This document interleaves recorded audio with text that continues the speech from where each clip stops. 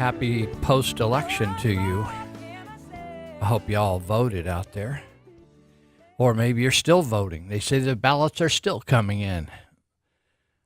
So I was talking to someone today, and we were discussing the rules that we were a little hazy on how late you could have voted. I guess if you had an absentee ballot that postmarked the day of the election, you're good to go, even if the thing kind of takes the Pony Express to get in there.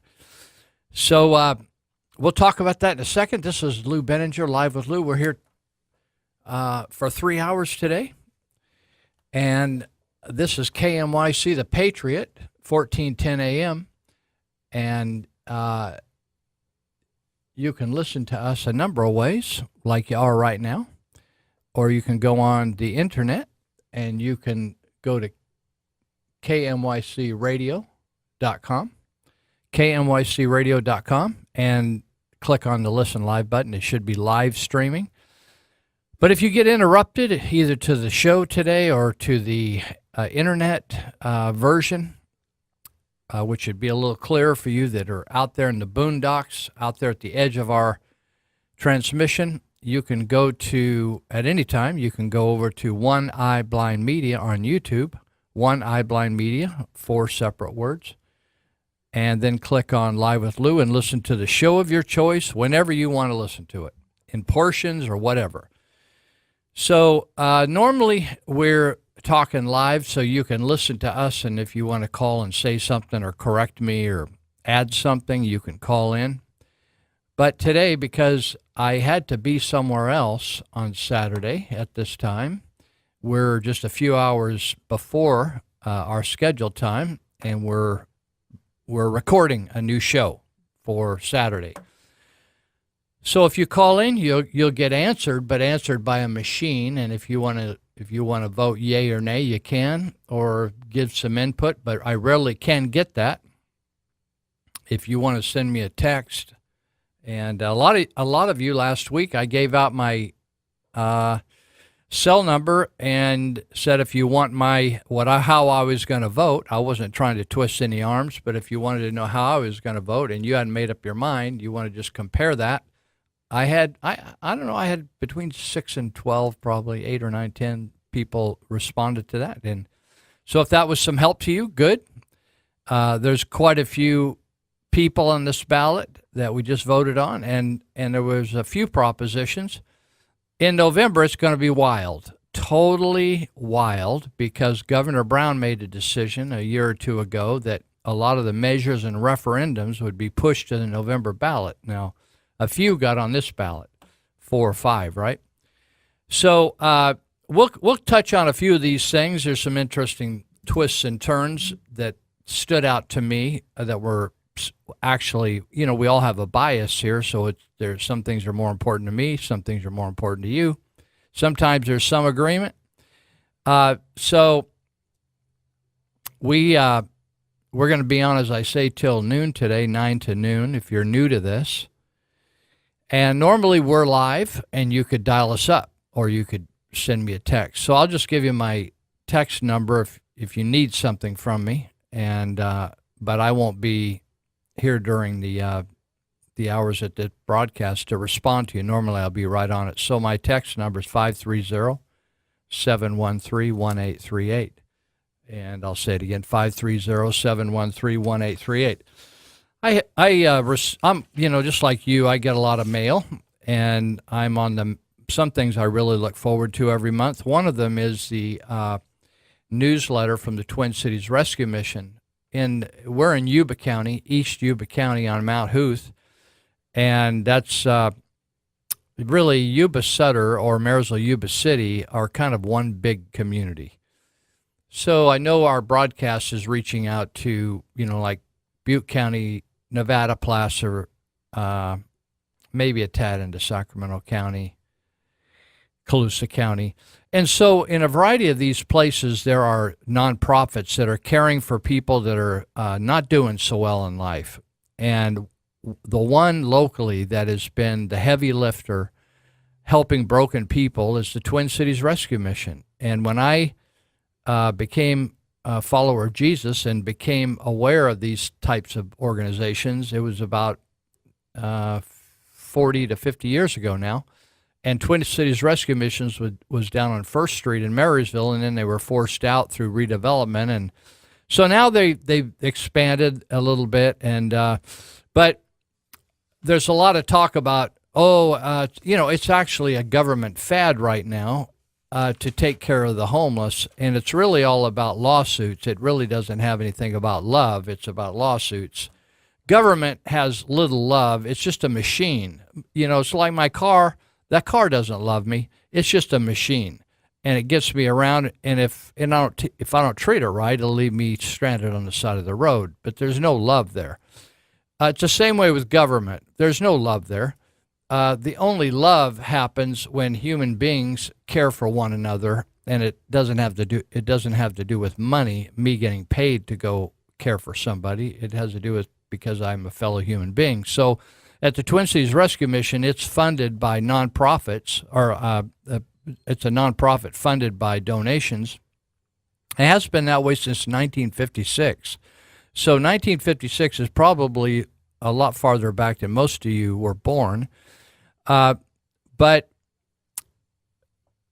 in the last year, the Twin Cities Rescue Mission served 75,000 meals. I want you to think about that, 75,000 meals.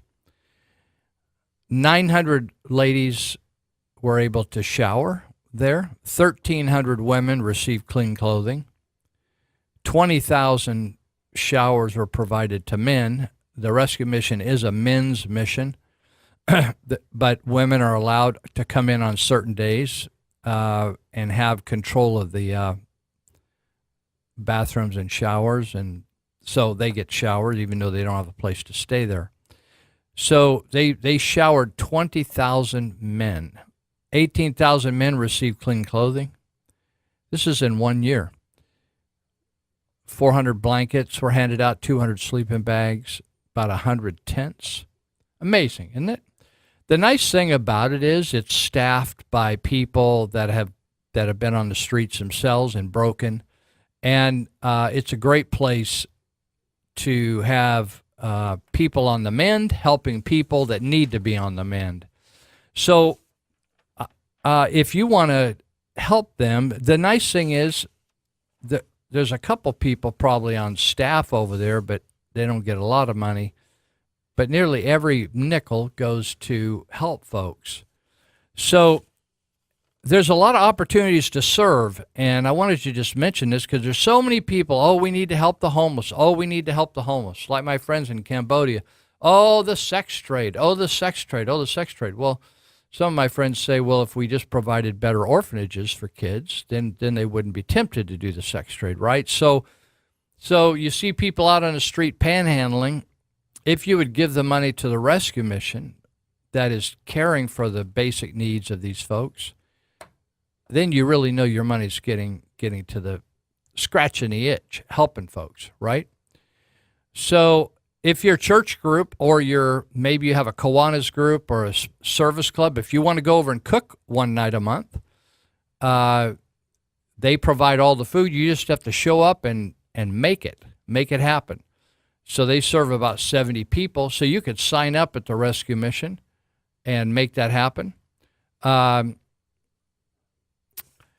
wanted to also mention that there's certain products that these guys need all the time. So if you run across some hamburger, butter, syrup, toilet paper, paper towels, bottled water, to-go type boxes, like those styrofoam boxes, I think, and plastic silverware, they always use a lot of that stuff. Now, I run the trauma intervention program, and we got a bunch of plastic silverware, kind of a misnomer, but we don't hardly ever use any spoons and knives, so we're going to make a big donation to them this month of plastic silverware of various kinds.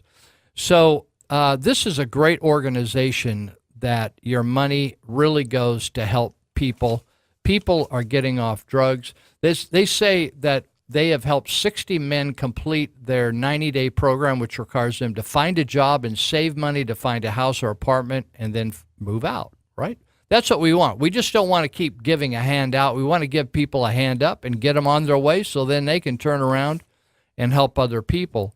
So if you want to dial them up over there, they have office hours, but they have an answering piece of equipment over there. 743-8777, 530-743-8777. Listen, I've been following this outfit for many years. I refer a lot of people over there. A lot of guys come out of jail. They have nowhere to go. They're released. They serve their time, but they don't have any place to stay. They need a job. They are hungry. They're going to need a shower before long, and they just can pop in at the rescue mission. So anyway, I think this is a cool place, and encourage you to get involved. I do. I like them. I know the people that run it, and good folks. So the other thing I wanted to mention is I was talking to the folks, Bill Beeler, that is a key leader at the Sutter Buttes Tea Party Patriots, and I was, because they meet on the first and third Monday nights of the month, and they just did their first meeting of the month right before the election on the 4th. But he said, Lou, we're going to really focus on getting John Cox elected.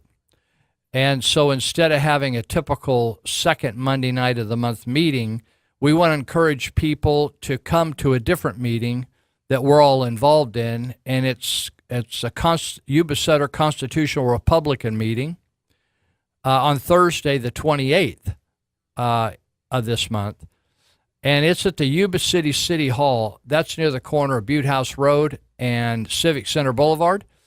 Butte House Road and Civic Center Boulevard, Yuba City Hall, and it's called the Sutter Room. I'm sure they'll have a sign posted around there. But they're going to have a representative of John Cox. His name is Eric Eisenhammer, and he's going to be there to speak. And they're going to try to get some wood on the ball and see what they can do to see if they can get a conservative by the name of John Cox elected to be governor of California. Would that be a shock? I'm sure you think, oh, it's going to be impossible. But I want you to just think about something. I want you to remember back nearly 2 years ago, well, maybe 2 years ago or more. And when Donald Trump announced, a lot of you just thought, that is absurd, right? You just thought, that is absurd. That's not going to work. And who would have predicted, right? So if you want to go check that out, that's the 28th of June, Thursday at 6:30, Yuba City Hall, Butte House Road, near the corner of Butte House Road and Civic Center Boulevard. So we appreciate the Sutter Buttes Tea Party Patriots. They've helped us each month here stay on the air, and so we don't take that lightly, and we know all those folks, and we love them and appreciate their help. We love them whether they help us or not, but we appreciate their help. So I have been fascinated by these basketball, football, all these kinds of players making millions of dollars, working for owners that are making billions of dollars, and all of a sudden they have become, it seems like they've become too big for their britches. I was thinking back because this past week was we had D-Day. I'm going to tell you what that is in a minute, D-Day. And that was on the 6th of this month, of just this last week, June 6th. And when D-Day came along and people were talking about it on the news, I began to reflect about all the actors, famous actors that all are now dead, and famous baseball players and football players that all gave up their profession for a time and went to war. And then came back after the war, those that survived, and took up their profession again. I'm thinking about, I think the DiMaggio brothers, and maybe Wiki could help me. I know a lot of people that Cary Grant type people. There's just Robert Mitchum, Jimmy Stewart, lots of famous actors and athletes. And then I was thinking about Pat Tillman, who was probably going to be a Hall of Fame type football player. I can't remember would he play for the Redskins? I can't remember now. You remember? Arizona. He played for Arizona. Yep. Pat Tillman, and right at the time of the assault on America and September 11th, he decided to join the military, and he no sooner got into action and was killed. And I just was reflecting about the quality of Americans back then, and it was, it's like if Donald Trump says America first, some people in this country now get offended. But back then, all those people during the war, and I wrote an article about this in the Territorial Dispatch, what we're made of. And I talked about a guy that got the Congressional Medal of Honor. And back then, people placed America first. What's best for the rest? Not just about me. Life isn't just about me. It seems like to me, and I played sports all my life, and until I wasn't good enough to continue on. I played through high school, loved it, and watched sports. First thing I read in the morning was the Sporting Green and the San Francisco Chronicle. Loved sports, admired athletes. And something has changed. And I don't know whether it's just a phenomenal money where people are getting 42 million for 2 years. It's just unbelievable. And then all of a sudden, they just get all pissed off.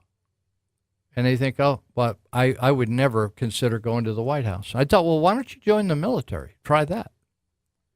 Would you go overseas and serve and give up your wonderful career if we needed you? Would that be too much to ask? But if they can't even go to the White House, and I thought, well, let's just forget all the White House stuff. Let's just drop sports. It just seems like sports is, I don't know, maybe it's just my age, maybe not. Is sports as important to you as it used to be? Professional sports? It certainly isn't to me. I love to watch a very competitive game now and again, but I just don't follow it anymore because I don't have the respect I used to have. I don't like to, I'm tolerant. If different people don't want to do America, they just want to make a lot of money here and screw America, I'm okay with that, I guess. It's a free country, and as long as you don't violate the law. But certainly, you've lost my attention, right? I don't know whether that's fitting with you right now, but my heart has changed towards the whole thing. And so when we go by these days like D-Day, and you see, like they had an artist, these artists that use the earth as their canvas. This guy went to the beach of Normandy, and he took plywood or some kind of product cutouts of human bodies. Did you see this? Unbelievable. Like bodies laying in different postures, cutouts.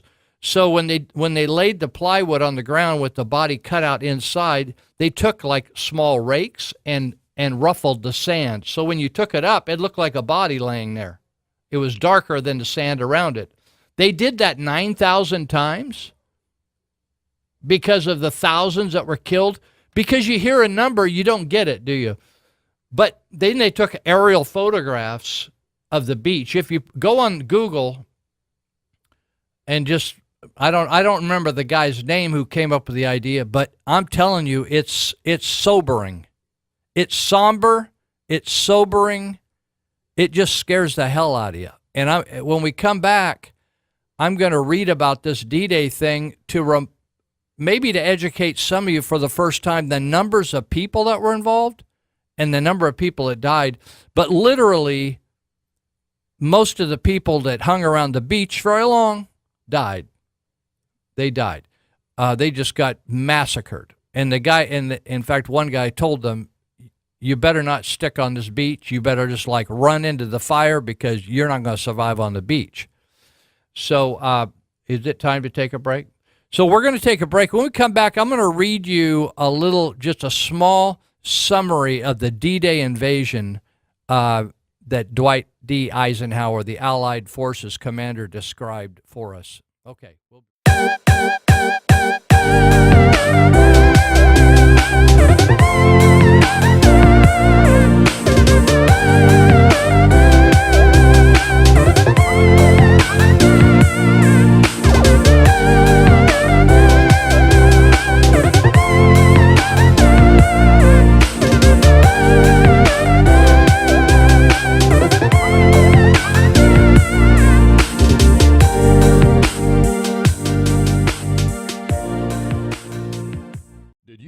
Article 4, Section 3 of the U.S. Constitution lays out the framework for the state of Jefferson's plan to split California.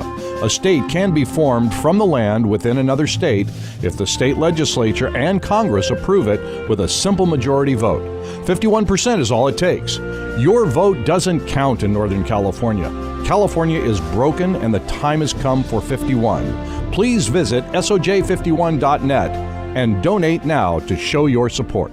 Check out the Territorial Dispatch. Papers are weekly and can be obtained free at distribution or by mail through subscription. It's the only locally owned and operated newspaper in the region. The paper is the rest of the story. And also check out the E-Territorial. It's an online version of the Territorial Dispatch which features local news and events for the Yuba Sutter, Colusa, and Nevada County areas. You'll also find daily and breaking news updates, current traffic, and weather information along with a calendar of local events. Visit the E-Territorial at eterritorial.com.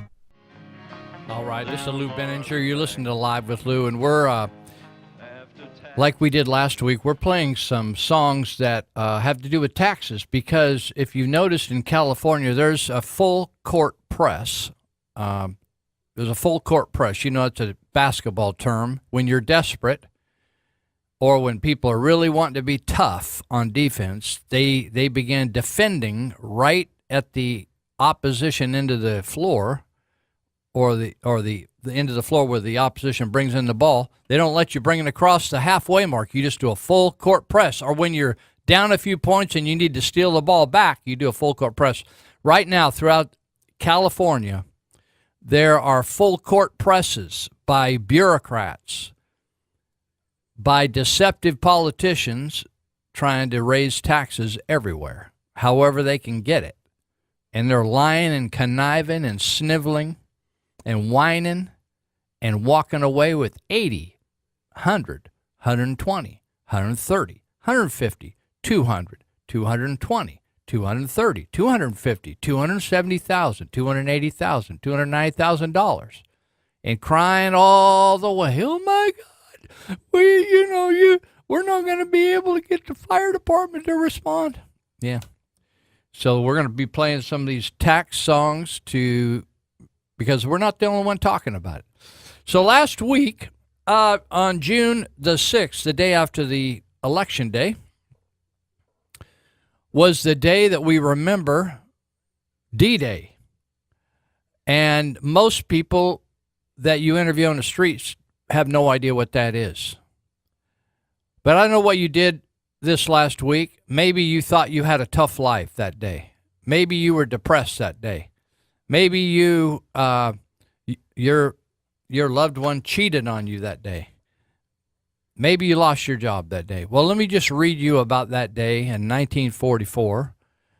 Dwight D. Eisenhower, who was the commander of the Allied forces, who later, after the war, became president of the United States and served 2 terms, Dwight D. Eisenhower once described the Allied forces assembled in Britain for D-Day invasion of northern France as a great human spring coiled for the moment when its energy would be released and it would vault the English Channel in the greatest amphibious assault. Amphibious for you out there in Olivehurst and Linda means by water.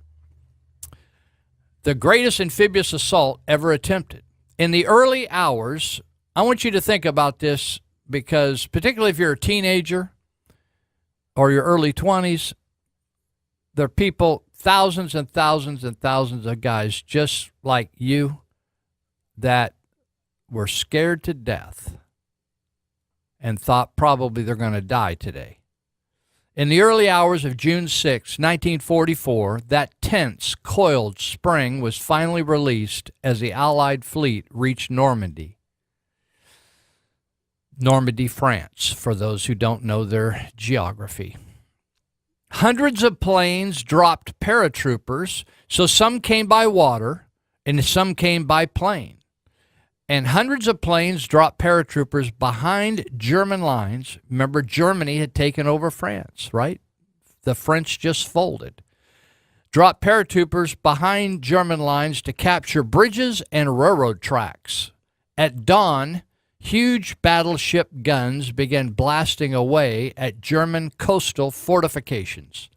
Amphibious craft called Higgins boats, and you can look that up, blow your mind, the story of Higgins. I don't know that we'll have time to talk about it today or not. Higgins craft, or amphibious craft, landed on 5 beaches, and thousands of American, British, Canadian, and French troops fought their way ashore. That's those, you've seen those movie clips where it shows the front end of these big old open boats drop down and they just ran out in the water.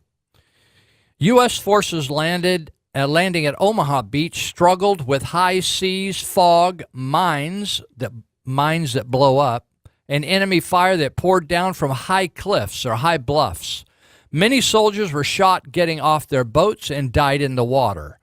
Those who reached the sand met a wall of bullets. One commander told his men that only 2 types of people would stay on the beach: those dead and those who were going to die, so they'd better push forward.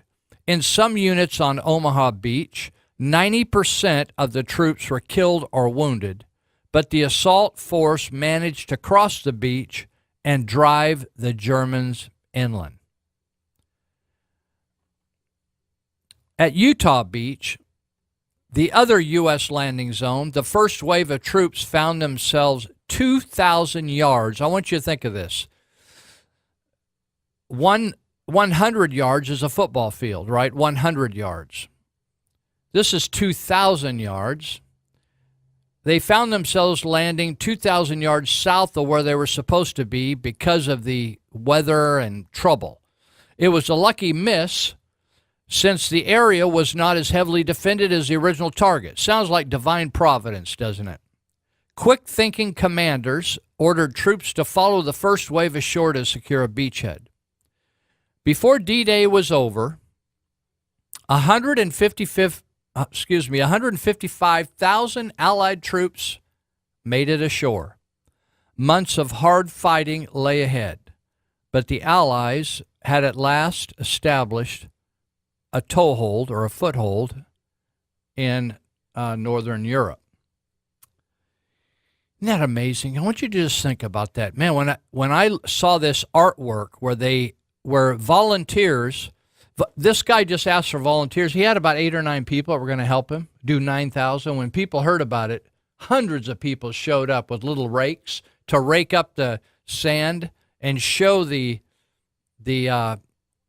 look of a fallen body on that sand, and they did 9,000 of those bodies. And I'm telling you, it is shocking. It's horrifying.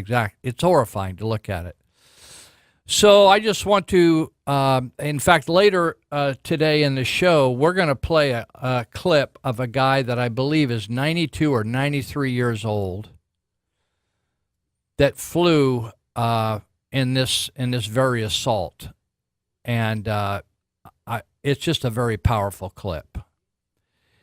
So God bless all those people that served that day.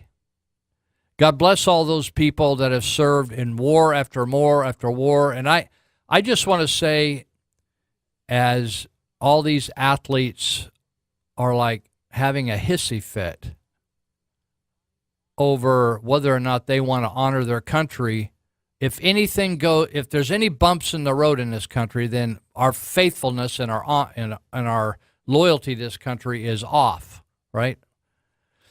Hope a marriage doesn't work out that way. A little bump in the road and you're out of here. So when I think of that, I just want to give honor to whom honor is due. The Bible says we should do that. Give honor to whom honor is due. And I think of, the people at Beale Air Force Base just a couple miles to the east of us here from the radio station, risking their lives 24 hours a day, providing security and defense of this nation, and all the hundreds of thousands of other troops around the United States and around the world that are doing their job. Way to go. We love you, and we support you, and we are embarrassed and shamed by the wealthy idiots in this country. They're far outnumbered. They may be the loudest, but they're not the strongest. So we had an election, and I'm telling you, I had the toughest time. I'm registered Republican, but I don't really identify with the Republican Party anymore, and I think a lot of people in California don't. That's why the Republican Party itself is now the third sized party. There's Democrats and there's independents or declined to state, and then there's Republicans. And the reason is it's not that people have lost their beliefs or their values. They don't have any faith in a corrupt mechanism of the Republican Party itself. It's gone off the rails. It's the same thing that Donald Trump talked about, the swamp. And we have it in James Gallagher and Jim Nielsen and all these guys. It's a swamp. They're comfortable in the swamp. In fact, they want the swamp bigger.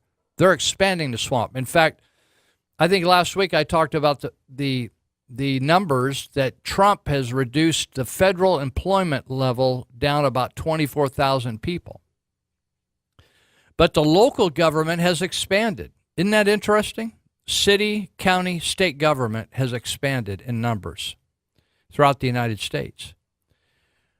So I found it very interesting, and a lot of my friends are church folks, but not all of them, but a lot of them are conservative folks, not all of them. But the conservative ones that I bantered about with, or they wanted loose picks and then say, well, how come you got, I like all these, but I don't like Cox.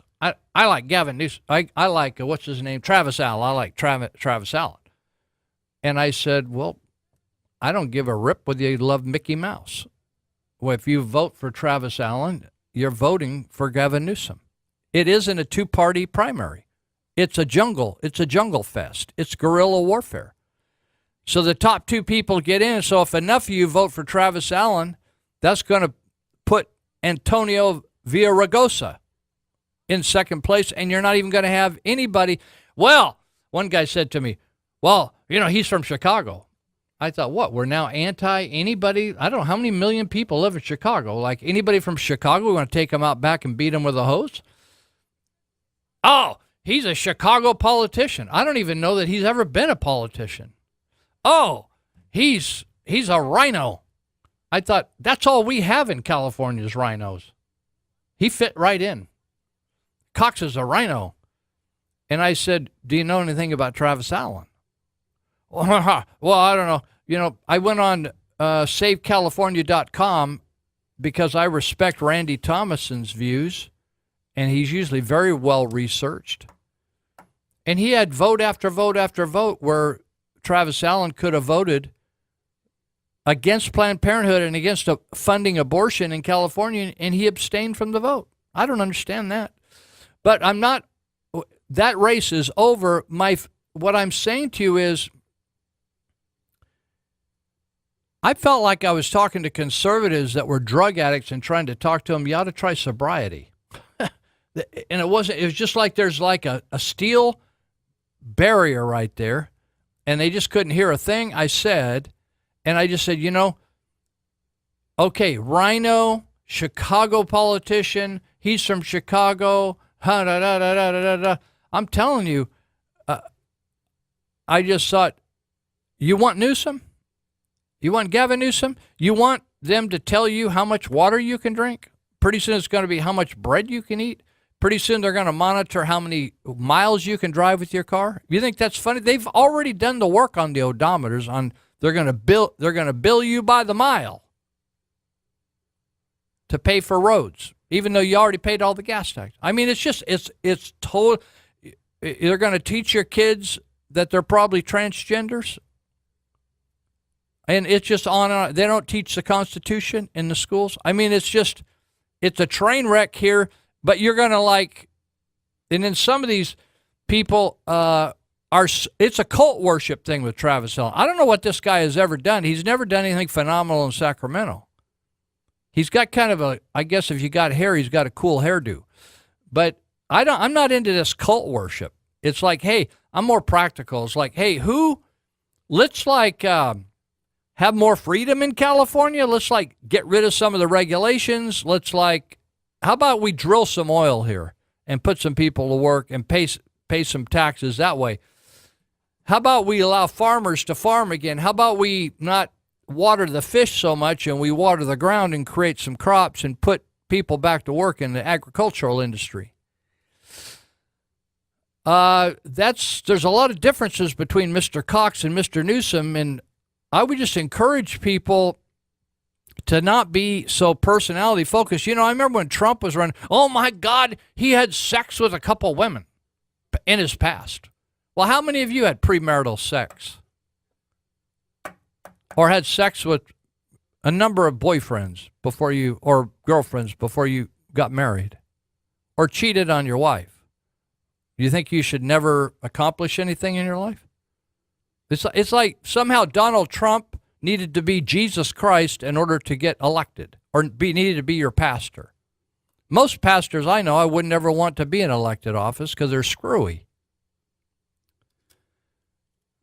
It was amazing to me, the crazy remarks about Donald Trump. Well, he filed bankruptcy once. I thought, I don't know, what do you looking for things? He like got a loose hair on a loose thread on his coat. You can pull it and it'll all unravel. I mean, what do you want to do? You know, it's interesting. In fact, I think we're going to play this clip later.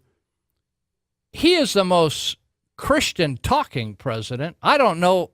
You know, first of all, I'd never met a president in my life. I've never talked to one. They say a lot of stuff, don't they?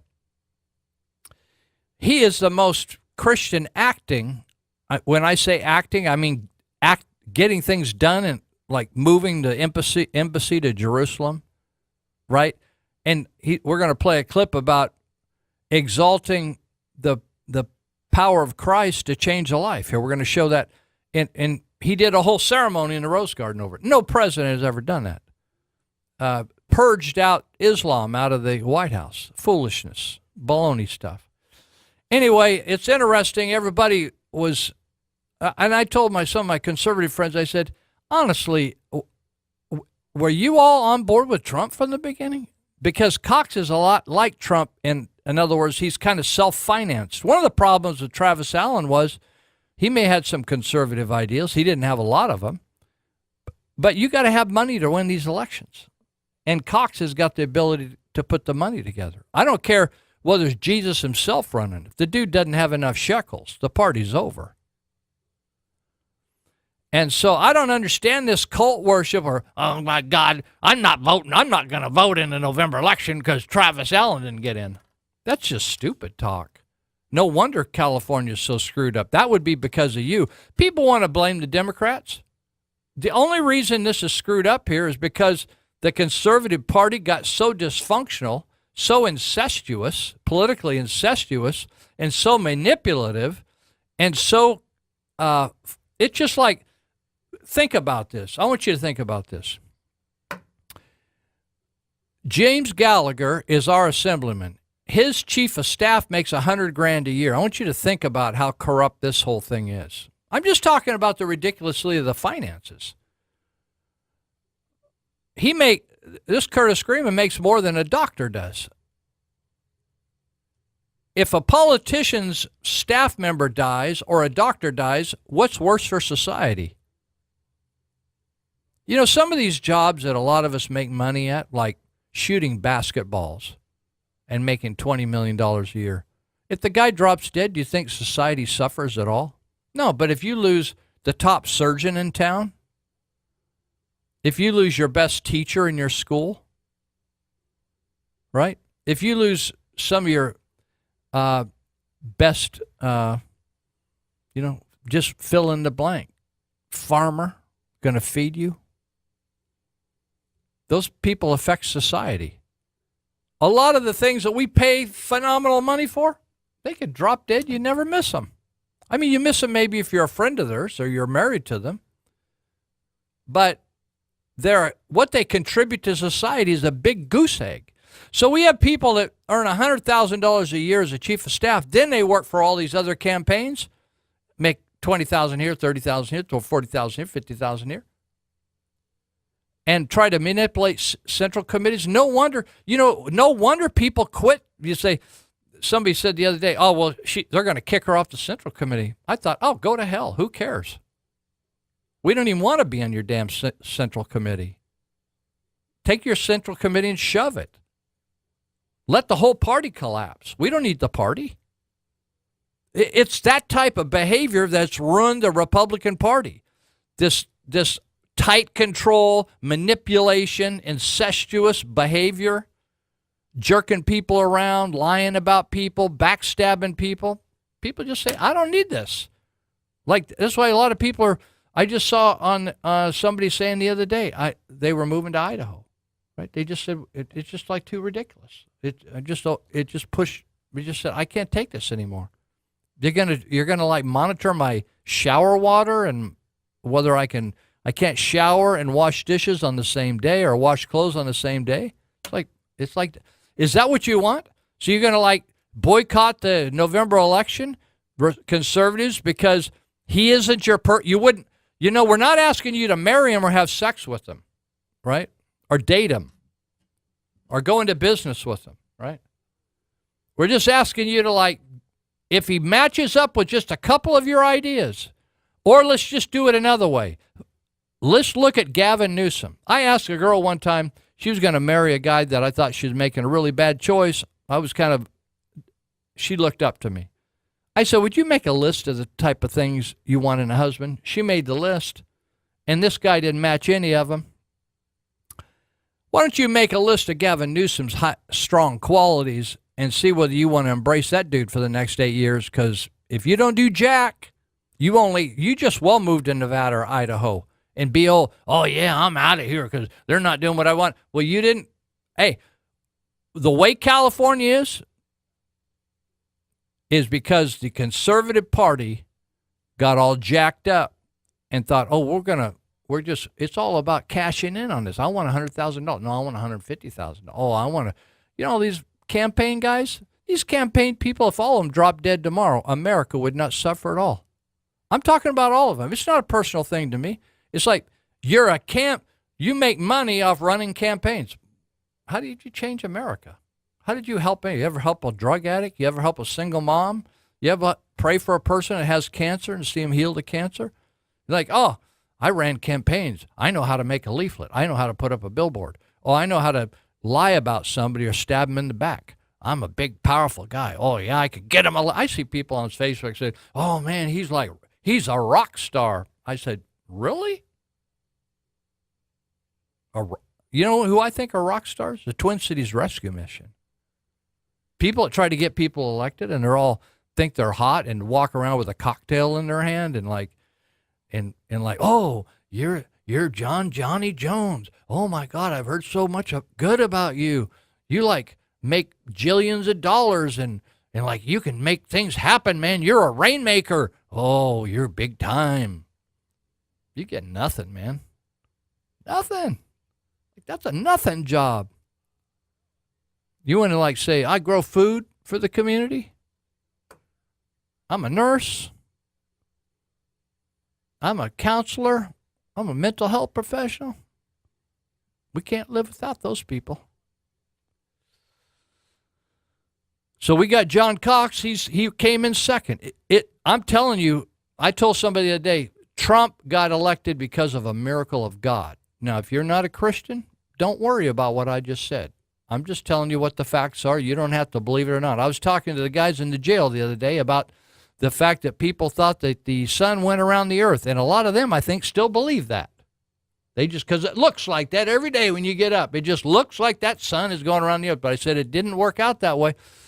And But I'm telling you that Donald Trump was such I mean, you can still look at it on YouTube, the shock of people. You can look at it. I watch it every once in a while. The shock on people's faces, people crying, cussing, dropping the F-bomb.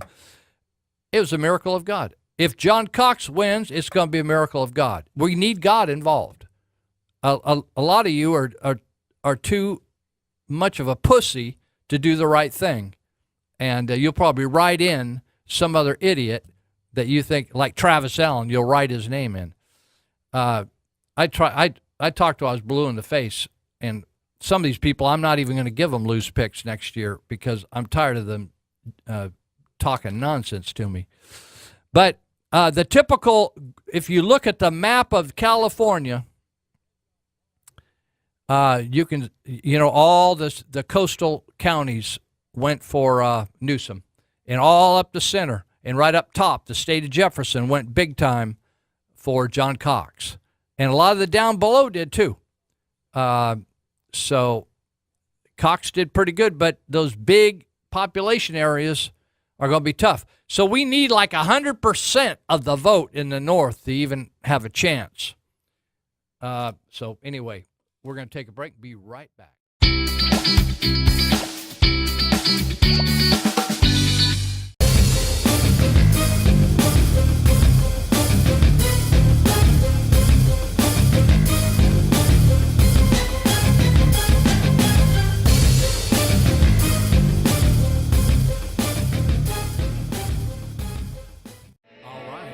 Some of you paid your income tax. Usually, remember all those Obama appointees that were part of his cabinet and they started vetting them?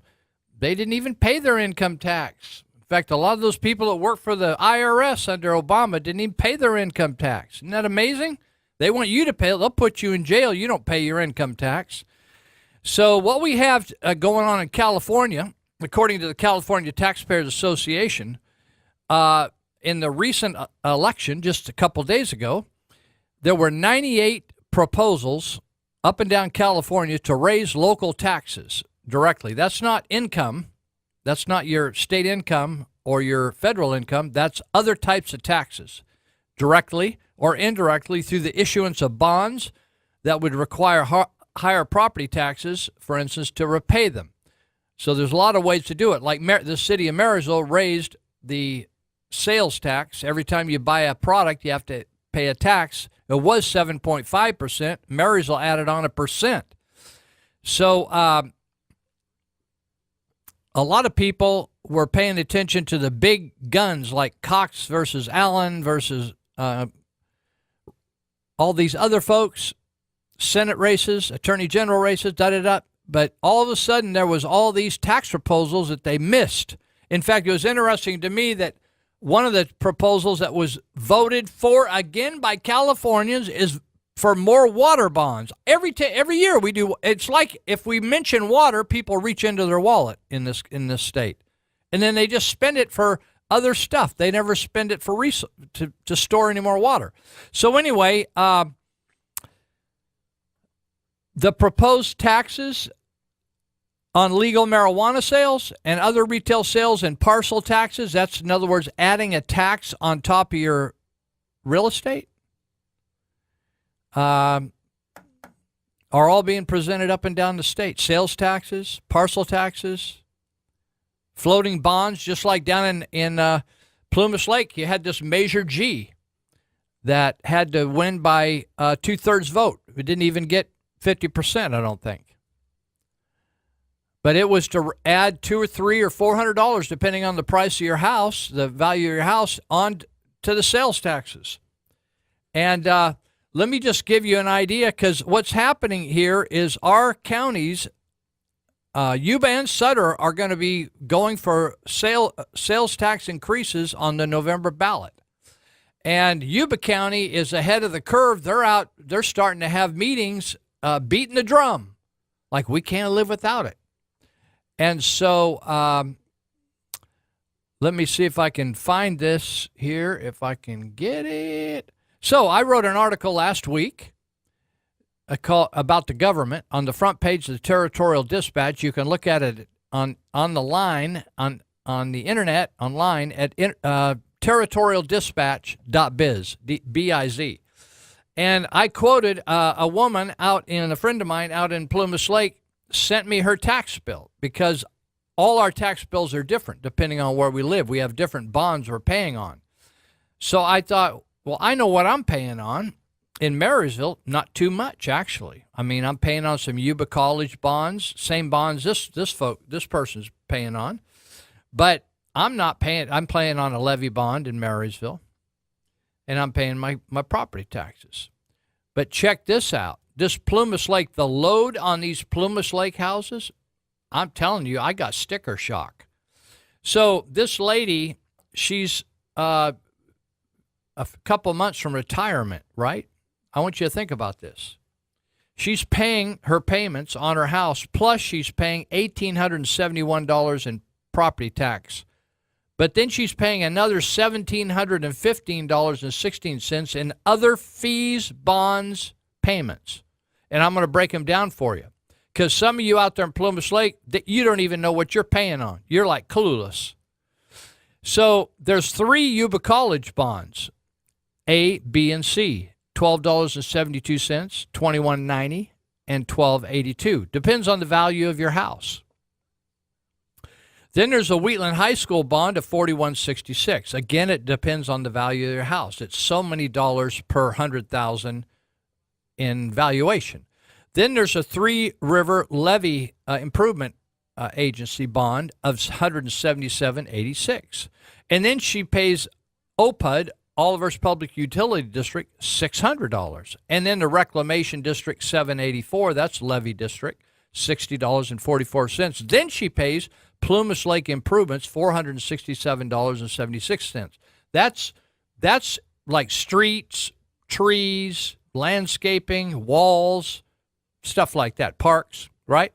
Then she pays Plumas Elementary School District $320. And then she pays this thing called agency taxes, $89.10, for a grand total of all these other costs plus income, plus property taxes, grand total $3,586.86. Now, if this Measure G would have passed, she would have paid about another $221. So that would have kicked her up to $3,800 in taxes. Now, when I bought my house, that was what I paid for my house in a year, what they're paying for taxes. When I added up all my payments. Now, I bought it many years ago. But, so a little more than 50% it was about 50-50 out there. 50 voted for it, 50 voted against it. But to pass that bond, it needs a 2/3.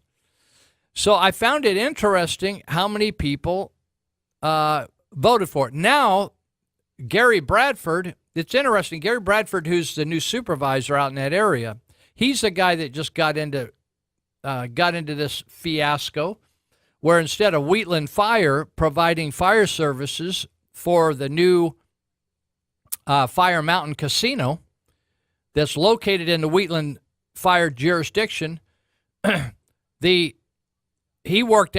Bradford worked out where Oliver's Fire out of Oliver's Public Utility District, clean outside the jurisdiction, 5 or 6 miles outside the jurisdiction, they're going to provide fire to the fire casino, Fire Mountain Casino. So he's got that controversy going on. Then he said, I'm all for Measure G. We need a new high school. People started asking him questions. He didn't know jack diddly how to, not a high school, but a middle school. He didn't even know how to spell middle school. They said, well, do you know how many people go to the schools? No, I don't. Do you know how many unused seats we got in the school? No, I don't.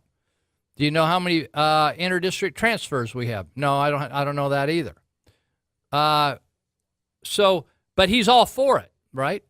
So it's interesting. I don't know whether you know much about inter-district transfers, but when schools are new and when schools are doing pretty well, people send their kids from their district. They'll haul them over there themselves if they can get them in. Like, in fact, we talked about this last week. WikiMan and I were familiar with Doug Ishman, and half his school is inter-district transfers. Well, if they ever get too many Marysville kids downtown, they'll have to force some of those interdistrict transfer kids out because those Marysville kids downtown deserve to go to that little elementary school.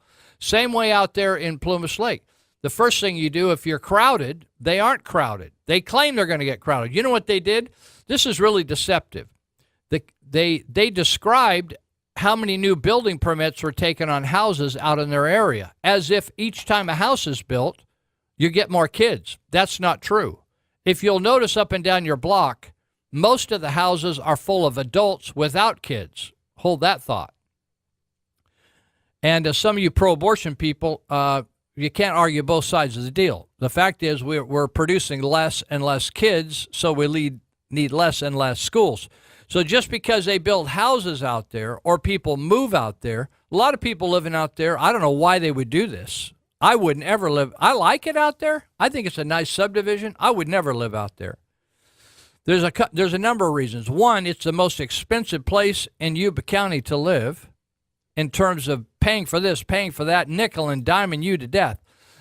The other thing is that a lot of the plumbing out there in Plumas Lake is Kitech plumbing. You ever heard of that?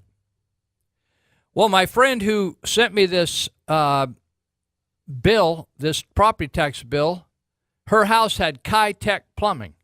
They went broke and they no longer make it because it blows up. So at 10 years, I live in a home built in 1937. My plumbing's still working. I've had to replace a couple things and replace a fitting, a drain, or something. But I have, God forbid, I have not had to replace all the plumbing in my walls. And she had to replumb the entire house at $30,000 because one day she noticed water in her gutter and she thought, I got a leak in my sprinklers. And she got her son-in-law over there. He worked on it. And he said, ain't no leak in her sprinklers.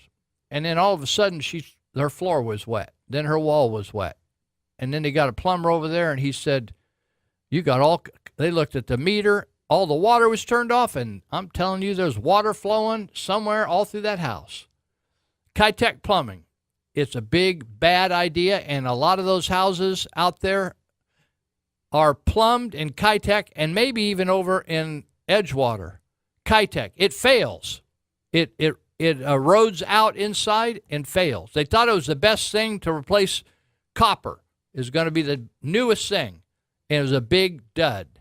And so all these houses are plumbed with Kitech. And it's not if they'll fail, but when. I don't even know. You'd think, you know how in real estate now you got to declare, you got to declare this or you got to declare that, you got to declare this. I think if somebody dies in the house, you got to declare somebody died in there or got murdered or something. Anyway, you'd think that they need to declare every house as a Kitech house, right? Because they're going to have to replace all the plumbing in that house. She had to replace everything. Floors, sheetrock. They had to drill holes in the slab, cut everything out, run all the new unbelievable. That's on top of everything else. And now Mr. Bradford, the supervisor out there, he wants to add a 1% sales tax. 1%, actually, they could go up to 2%, I think. They're going to add a 1% sales tax out there as well. I just think, you know something, at some point, I think some people out there just said, I'm done. In fact, some people posted on Facebook out there, I'm told, I'm not connected with folks out there that much, but I'm told people just said, I'm done. I am just taxed to death. I mean, everything that you pay for, your phone, your utilities, your PG&E, your water, everything has got a tax on it. It is unbelievable. You go to buy tires, you got to pay the sales tax, and you got to have some kind of tax because they're going to have to figure out how to get rid of the tire someday. Or you buy a soda, you got some fee to recycle the can or the bottle. It's just like everywhere. And so anyway, it's a horrible deal. Now, let me get back over here to where I was. Dan Walters, who was with the Sacramento Bee for like a century, now is writing for somebody else, kind of semi-retired. And he just says, hey, he said, I'll just read it to you. The proposed tax, well, he said most of these politicians followed the playbook that highly paid strategists, that's people that are paid to peddle lies, peddled to local officials, advising them to promise improvements on popular services, such as police and fire protection in parks, and avoid any mention of the most important factor in deteriorating physical circumstances, the soaring cost of public employee pensions. That's the big elephant that nobody wants to talk about. They just want to, like the other night, we had a little fire incident on my block, and the tweakers beat the fire department there because they were going to get whatever they could out of that place. I thought, man, if the tweakers could get there, they could beat the response time of Marysville Fire. That's something right there. And I had to, anyway, I won't get off on a rabbit trail there. Walter says city, county, and school district officials howl constantly, albeit almost always in private, that ever-increasing mandatory payments to the California Public Employees Retirement System, CalPERS, CalSTRS, are driving some entities to the brink of insolvency. For you out there, it has nothing to do with solvents out there in Oliver and Linda. That's bankruptcy. That's where you got more to pay for than you got money to do it with. However, Dan Walters says those officials are just as consistently unwilling to tell the voters that pension costs are the basic underlying factor in a request for tax increase. In other words, he's saying politely, they're liars. Why, he says? Because he said tying tax increases to pensions rather than popular services like police and fire not only would make voters less likely to vote for them, but make public unions less willing to pony up the campaign funds. Hold that thought. Who's funding these campaigns? It's against the law for Yuba County to fund a campaign. They've been funding all these surveys, $32,000. We want to, listen, tell us. Does it matter to you if a burglar hits you over the head 5 times or 3 times, right? Does it matter to you whether you're raped weekly or just once in your lifetime, right? Those are the surveys. We're paying $30,000, $40,000 tax dollars, right? It's supposed to be illegal for them to do that kind of stuff. So the public employee unions fund, and businesses actually come in and fund some of these campaigns to sell. So unions aren't going to fund it if it's like saying, oh, well, we're going to give all these tax dollars to the unions. And then ask the union, they're saying, well, nobody's going to vote for it. Why should we fund it? Dan Walters says it is, in effect, a conspiracy of silence. What is it? It's not telling the truth. It's shoving a lot of baloney. It's like when I used to sell marijuana, and the question would be, are you selling what you're smoking, dude? Or are you smoking the best stuff and selling me the stuff that's all mildewy, right? So what they're dishing out to the public is all the mildewy stuff. This week's local tax and bond measures, Walter says, are just a tune-up for what will likely be a large batch on the November ballot, and the Yuba County supervisors, all 5 of them, are out there beating the sales tax drum. Because, they're not beating the drum, we make $80,000 a year, we'll give up $40,000 of it. No, they're not going to beat that drum. They're not going to beat any of those drums. We're going to give up our retirement. Can you imagine these politicians taking a retirement out of the county of Yuba? It's like evil. Walter says it's a well-established axiom of California politics that low turnout elections, such as non-presidential primary, like in June, like we just had, are not as friendly to tax proposals as high turnout general elections, such as the one in November, because the primaries are when old white guys, angry white guys like me, go to vote, and I always vote against them. I vote against them all the time, but in the big elections, that's when all the young people that are stupid come out, and they don't know what they're doing, and they'll vote for anything. Oh, we need more water. Oh, yeah, I'm going to check on that, right? And then you're in debt for 45 years for that thing, and they don't do jack, but they They want to train squirrels with that money. So, anyway, Walters just goes after these politicians. Dan Walters is a highly respected guy. And so we're arriving at the halfway point of the show today, and we're going to take a minute to let some other people talk for a sec. Be right back.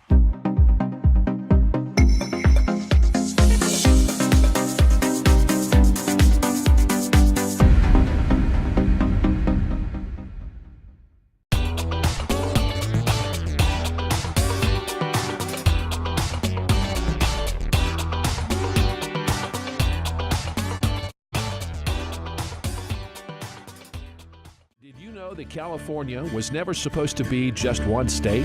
Before the state was formed in 1850, there was discussion of forming 3 states instead of 1. California has an area larger than 7 East Coast states combined, and it takes 14 hours to drive from one end of the state to the other. California is simply too large to govern. Rural communities are being outvoted by more densely populated areas. The state of Jefferson is the solution. Please visit soj51.net to show your support. Hello, Liberty-loving patriots. This is Chrisanne Hall, Liberty's lobbyist and founder of Liberty First University. If Samuel Adams were still alive, he'd be sure to tune in to Live with Lou every Saturday from 9 a.m. to noon, right here on KMYC 1410 a.m. The Patriot. And so should you. You can also catch my show Monday through Friday on ctnlifestyle.com. All right.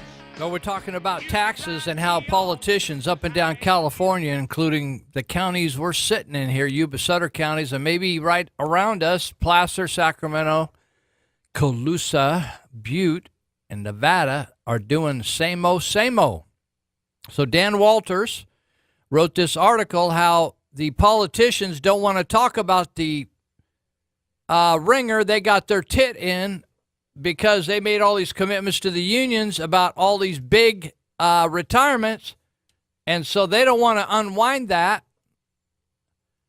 So it's just kicking the can down the road, and a lot of those folks going to be retiring pretty soon anyway, and they want to get in on those big salaries, those big retirement guarantees for the rest of their days here. And a lot of them are just going to take their retirement and move right out of California where they don't have to pay no taxes. No state taxes.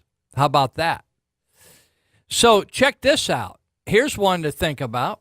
Senate Bill 958 would allow a school district called Davis Unified. Just down the street, we got Davis, the city of Davis, right? University of California at Davis. This is called a school district called Davis Unified. If this bill passes, this is a bill. You're not going to get to vote on this. If this passes, it will exempt. Out there in Oliver Sunday, that means you don't have to be a part of it. It would exempt its own employees from paying the $620 per year parcel tax that its voters approved 2 years ago. So let me explain that to you. 2 years ago, voters in the Davis Unified School District assessed themselves $620 each per parcel that they owned to go towards schools. And that's a lot of money, right? God bless those people for being so generous. Then the teachers turn right around and the unions and say, we don't want our school district employees to have to pay it ourselves. So we want to get exempted from it. Why? Because they claim that, well, teachers, it's like the same thing with teachers. Oh, well, teachers should have tenure because it's just like you shouldn't be able to recall a judge. You shouldn't be able to recall a teacher because, people need to have the independence to say whatever they want. Hey, forget that. If you're a lousy teacher, I ought to kick you to the curb. Same way as you're a lousy judge, right? And so if that bill passes, that means the entire school district employees. So what the school district argument is, well, if we don't do this, no one will work for us. They'll go somewhere else. That's the old argument, right? So the Senate already approved SB 958, 24-19 last month, and now it's over at the Assembly. And it's being carried forward by Bill Dodd, a Napa Democrat whose district includes Davis. Think of that. Now, I wonder if any of them teachers gave money to old Bill Dodd, the union. See how incestuous this is? See how swamp-like this is? And so the bill's rationale, according to, well, the housing is just so expensive in Davis. You know how to reduce the housing costs? Reduce regulations. Reduce making all of them have to have solar. Reduce all the fees and surtaxes, fees, all the baloney on them. That cut the cost way down. Cut $10,000 off them. So expensive that teachers and other school employees cannot afford to live in Davis. So what do? They live somewhere else like Plumas Lake or Marysville and drive over to Davis and teach, right? That's what they do. So, however, if according to Dan Walters, if SB 958 becomes law, I want you to think of the precedent.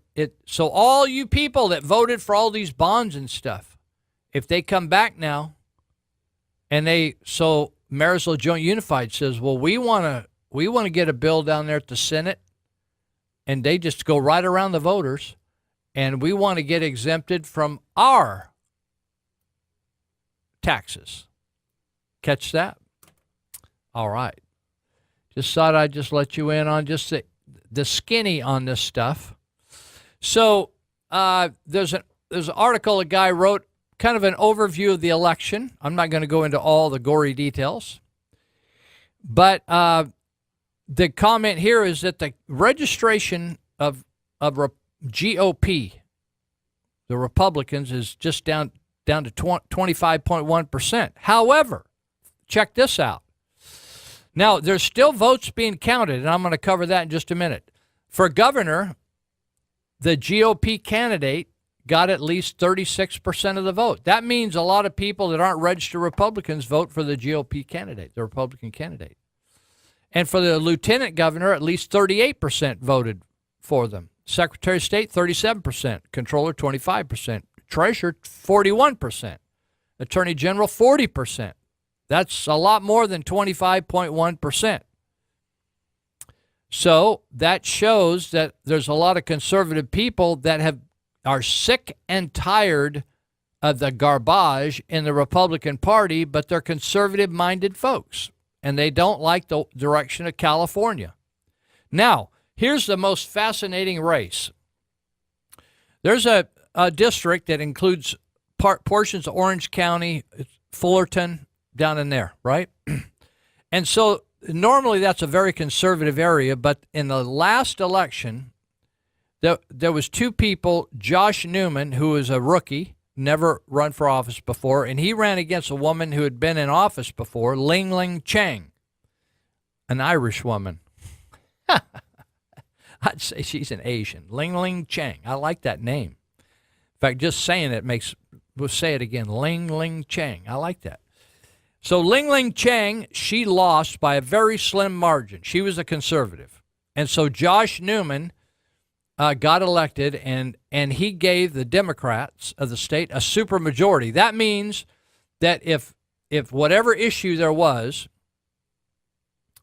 whatever issue came before the Senate, that it could be voted through without one Republican voting for it. That's called a supermajority. So what Josh Newman did, one of the first profound things he did was they passed the gas tax, and they passed it without one Republican. Actually, there may have been a couple that cooperated, but they didn't need them. Josh Newman, I think in the Senate, it was just a straight Democrat vote. It was the Assembly where it got a lot of Republicans got on board with the gas tax. So Josh Newman was the guy who cast that deciding vote. And people got so angry at old Josh, Josh may be a really nice guy to go have pizza and a beer with. But he got everybody's undies in a bundle, as they say.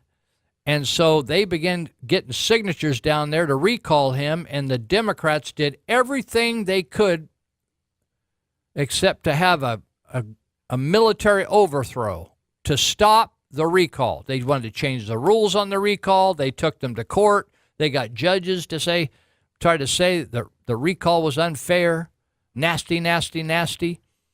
Anyway, Josh Newman on Tuesday was recalled 60% to 40%. Come on, man. They just kicked his butt out of office over that gas tax. Now, that may be an indicator. Now, as I said, he beat Ling Chang by just a skosh.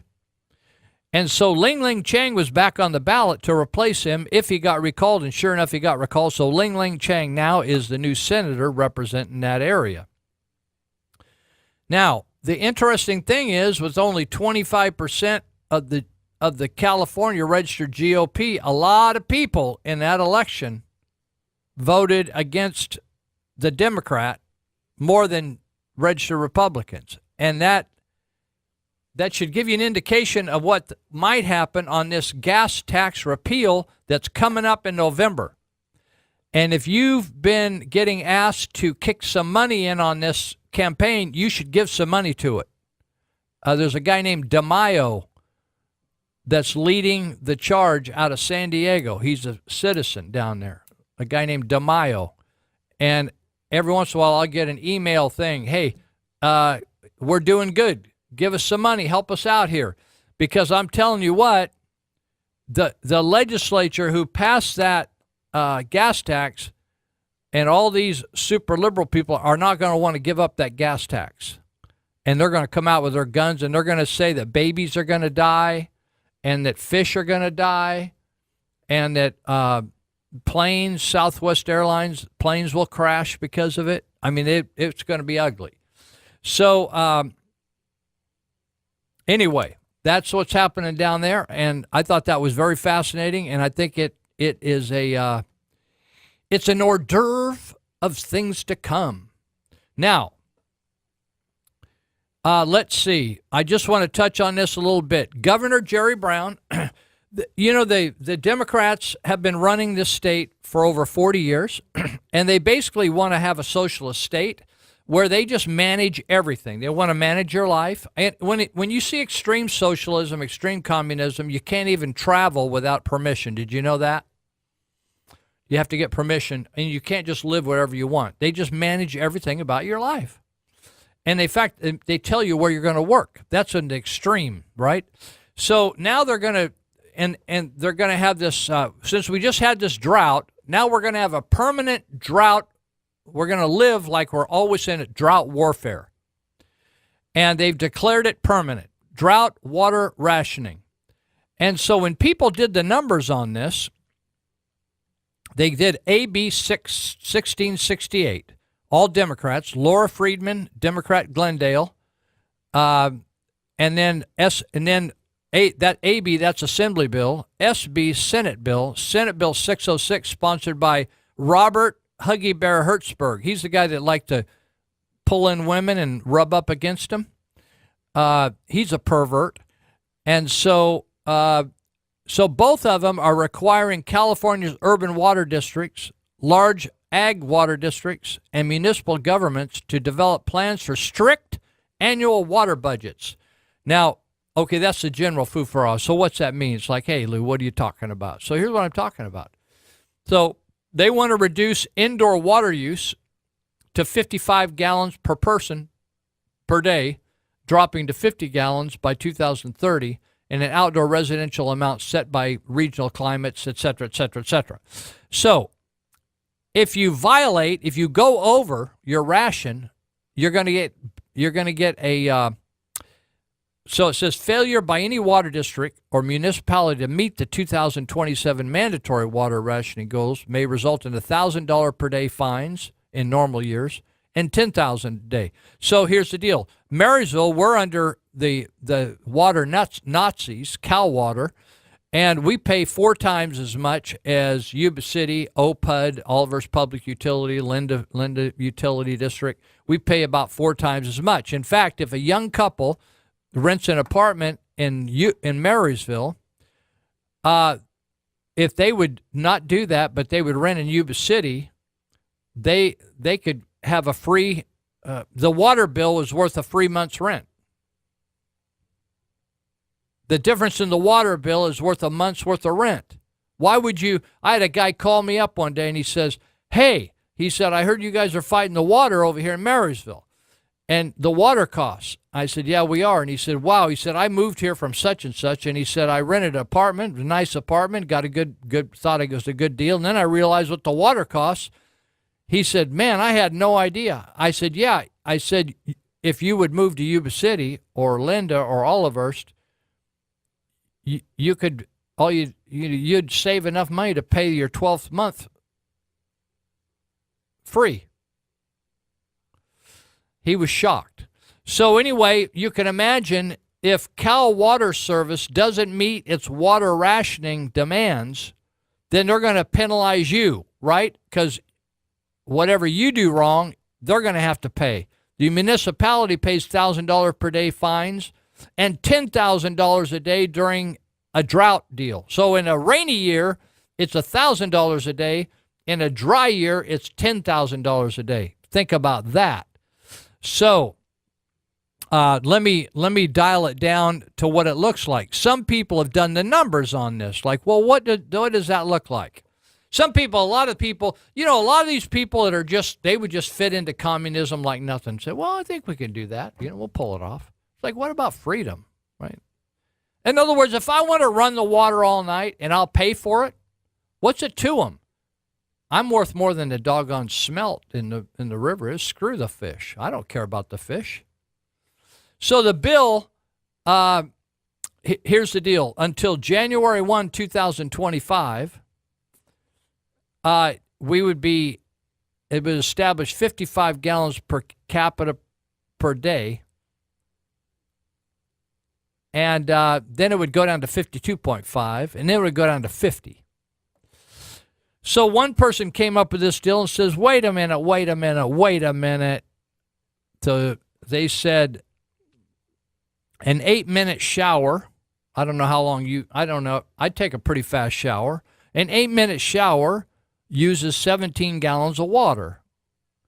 Now let's see, that's a 2-gallon, that means a 2-gallon a minute head. Is that a conservative head? Kind of conservative? Yeah. So one person figured out an 8-minute shower uses 17 gallons of water. A load of laundry up to 40 gallons. That's a lot of water. Isn't that a lot of water? I didn't know that, right? 40 gallons. I guess the rinse, right? The wash, the rinse. I haven't ever figured it. I go to the laundromat. I never thought about that. And a bathtub. Now, I don't do baths unless when I had back surgery, I tried that and helped me some. But 80 to 100 gallons in a bathtub, right? Yeah. That'd be the first thing you'd purge is all the bathtubs, right? If you want to go lay down somewhere, just go into Ellis Lake if they'll ever clean it up.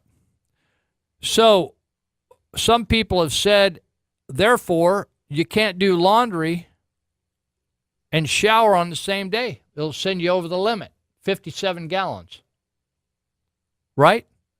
If you do laundry at 40 gallons, and that's just one load. If you got a bunch of kids, 40 gallons plus 17-gallon shower, unless you just do a spit bath, hose somebody off with a hose outside. So people are cluing in. Now listen, these are just arbitrary things, folks. This is what happens when liberals, Democrats take over your government and go nuts and want to manage everything you do or say or eat. And pretty soon they manage your weight. Because if they're funding you, if they're paying for your health care, which a lot of you they are, pretty soon they tell you, hey, we're not going to allow you to smoke. We're not going to allow you to eat meat. You think I'm kidding? Who would have thought this? That they're going to tell you, when I was raised in Marysville, I'm telling you, there were no brown lots anywhere in the city of Marysville, and no one was on a meter. You just used as much water as you wanted. And I'm telling you, everybody's yard was green. All the landscape work, the parks were green. We didn't have any brown spots. and people just paid a flat rate and just used all the water they wanted. So this says the San Jose Mercury reported about the Bay Area that aging and broken pipes, usually underground and out of sight, have leaked enough water. This is where the waste comes in. Flaky government leaked enough water annually to submerge the whole of Manhattan. Now, I don't know why they chose Manhattan since we're on the left coast. Why couldn't they chose L.A.? We could submerge Manhattan with 5 feet of water, enough to take care of the needs of 71,000 families for an entire year. Who sits around and figures this out? Somebody I'm paying $100,000 a year to, probably. No wonder it says people are fleeing the state.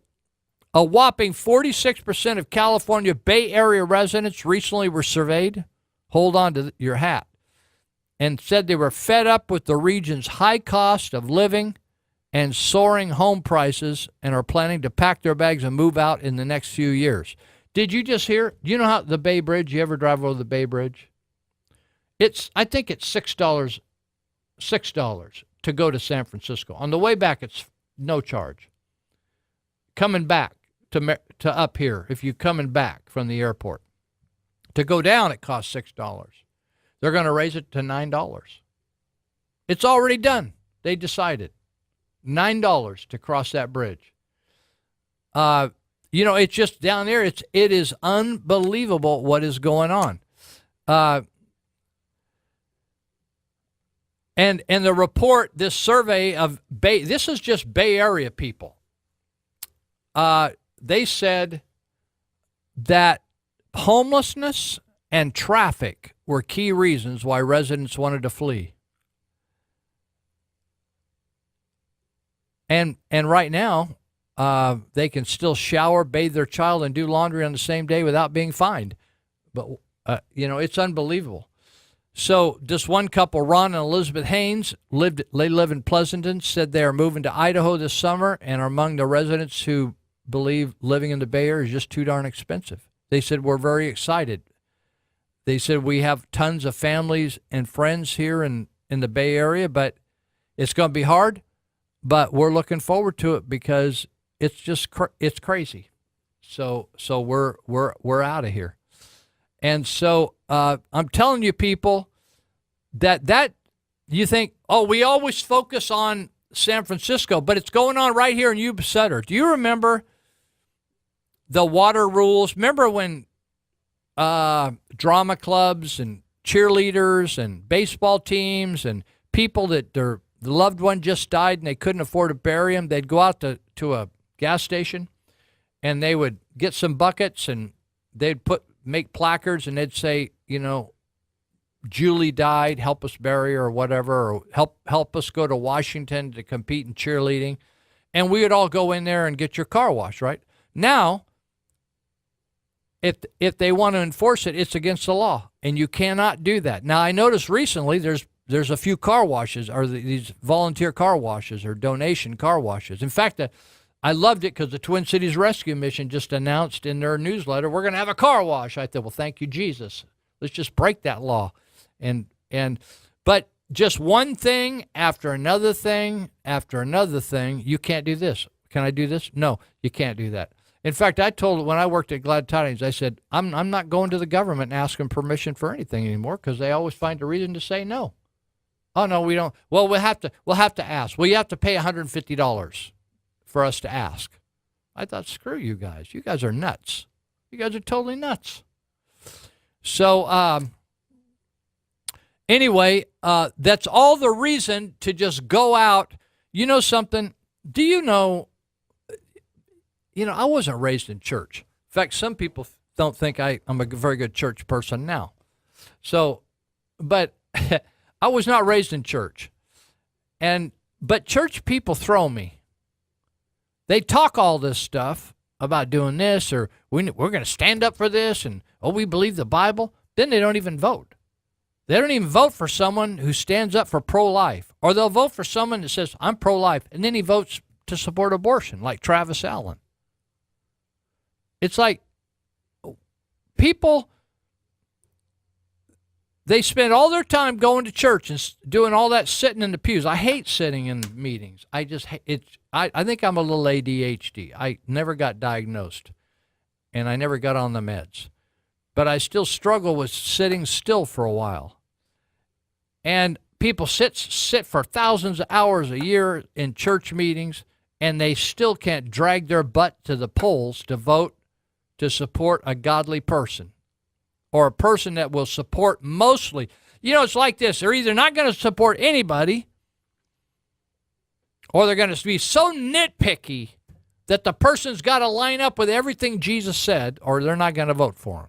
They'd rather have a doggone Satanist running the doggone state than have somebody that gets things right about 80% of the time or 60% of the time. It's just the most, they're the stupidest bunch of people I know. They drive me nuts. We got 1 more hour to go, and somebody else needs to talk for a minute.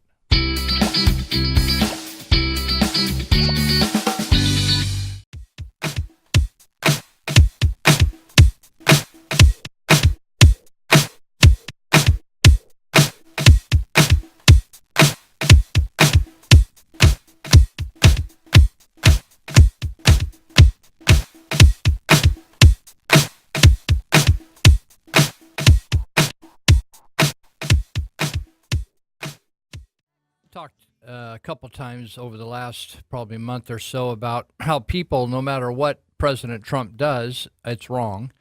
So millions get off food stamps, and so people react like they're starving. But people aren't starving in the United States, just like I talked about recently in an article in the Territorial Dispatch, I think, or maybe on the air here, about we couldn't call it starvation in this country and still create socialism. So what they call is food insecurity. But one day we have obesity, and the next day we have seeing rib cages. And so no matter what Trump does, for instance, if the jobs, right now there are jobs going unfilled throughout the country. It's the highest amount of unemployment we've ever had in the nation. It's an amazing thing what's going on. It's interesting that the media attacks tariffs, and it's not like we didn't have tariffs under Obama or under George Bush or under President Clinton. There have always been tariffs.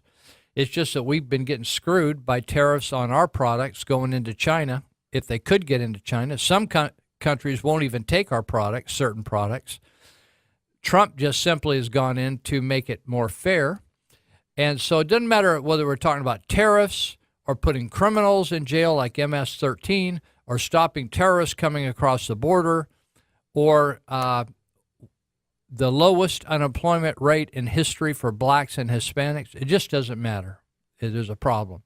And I wanted to play a clip that meant something to me. It's called Prayer Changes Hearts.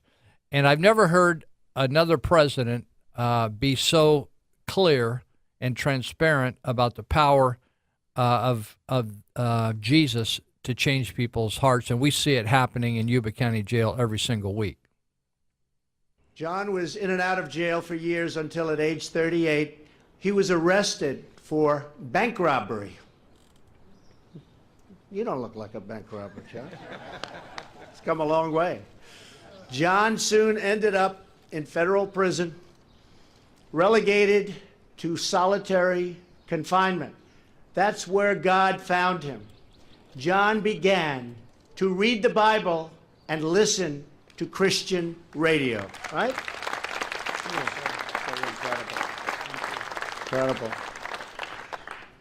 One morning at 2 a.m., he woke up to the voice of the great Billy Graham.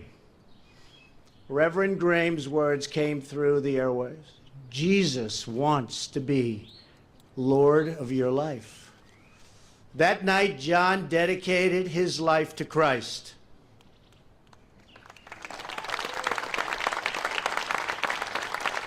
He spent the rest of his time in prison praying, studying the Bible, and bringing the Lord to his fellow inmates.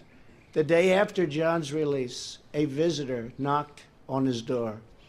It was the man who put him in jail FBI Special Agent Richard Beasley, who's here. Richard? Come on up, Richard.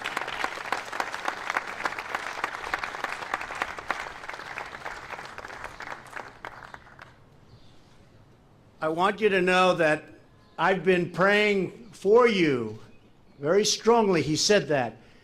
God called me to the FBI in part because of you, John. The two are now lifelong friends. John, do you like him? I love him. Oh, you love him? That's nice. That's beautiful. John runs a ministry that has helped more than 2,000 former inmates rejoin society, and he's the talk of the country. The job John does is incredible. John and Richard, you are a living testament to the power of prayer.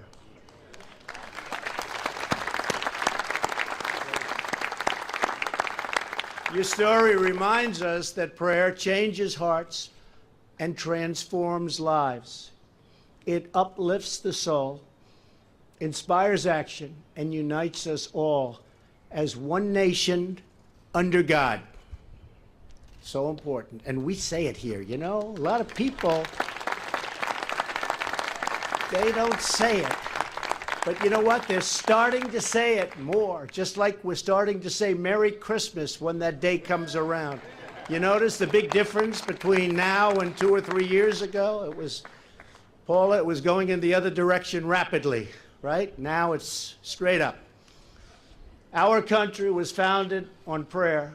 Our communities are sustained by prayer.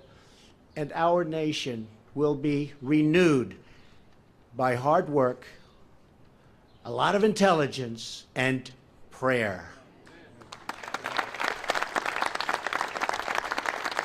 Today we gather to remember this truth. We thank God for the faith of our people. We praise God for the blessings of freedom. And we ask God to forever bless this magnificent land that we all love so much, America. Thank you. God bless you, and God bless the United States. Thank you, everybody. Isn't that great? I love that clip, and those are real people, that FBI agent and the person who arrested years ago, very close friends working together today, and that John, who was the recovered thief, bank robber, now has affected the lives of a couple thousand men and women that have changed their lives. You know, I tell the people in jail when I'm in there, we have a number of classes in Yuba County Jail, and each week. And I tell them there and in juvenile hall, where we also have classes, that the best kept secret is all the people that have quit doing criminal activity, quit using drugs and alcohol, and are living a good life. And you'll find them in churches, in AANA meetings, and life recovery meetings all over the United States, and in programs and helping people come out of prison and do well. But it's not like the newspapers are against that. The tendency is to tell the bad news. And so when people get arrested for trafficking narcotics or assaulting someone or a home invasion, you see all that news on the front page, but you don't see all the lives that have changed. And so one of the things that Sheriff Durfer, who is now retiring, has been very supportive of in his 3 4-year terms, 12 years, has been offering classes to inmates here in Yuba County, and I'm sure that's going on in some of the other counties as well, that the counties that we're able to be heard in. But we're having a lot of success in Yuba County of seeing people's lives transformed. It isn't unusual. Like today, I got a call from one lady who used to be in Yuba County Jail, now is in church, and is clean for many months and looking for a job.